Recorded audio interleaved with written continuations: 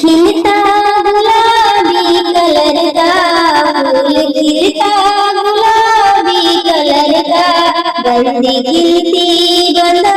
के बगल में, बंदी खिलती बंदा के बगल में, पापा रोते बंदी